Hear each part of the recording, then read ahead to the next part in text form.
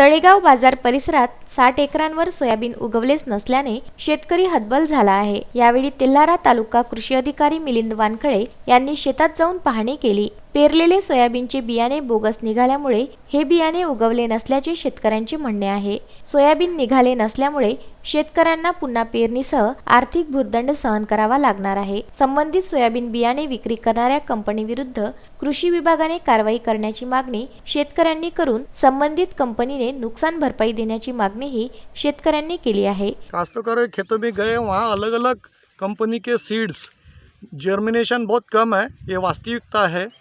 हमें अभी ये काश्तकारों को बताना है कि इसके बाद जो भी फील्ड रही है जहाँ उनके सोइंग बाकी है, उन्होंने जब तक बरसात पूर्ण मात्रा से नहीं होती, आपकी मट्टी गीली नहीं होती, तब तक के उसको रुके जाए और अच्छी बरसात होने के बाद ही उसकी शुरुआत करें, ऐसी आपको विनंती है।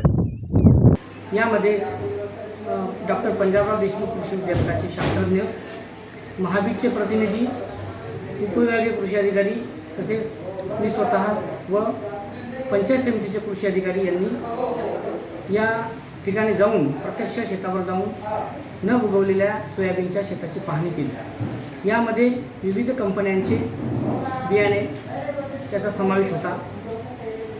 सदर ठिकाणी काही ठिकाणी बियाण्यातील दोषामुळेच उगवण झालेली नव्हती, तर काही ठिकाणी मात्र कोरड्या जमिनीमध्ये त्याची पेरणी झालेली असल्यामुळे व मागील 16 तारखेपासून तालुक्यात पाऊस नसल्यामुळे जमिनीत ओलावा नसल्यामुळे काही ठिकाणी त्याची उगवण झालेली नव्हती। कृषी अधिकारी मिलिंद वानखळे यांनी तळेगाव बाजार येथील शेतामध्ये जाऊन पाहणी केली। गुरुदेव इसमोरे, विदर्भ न्यूज, तेल्हारा।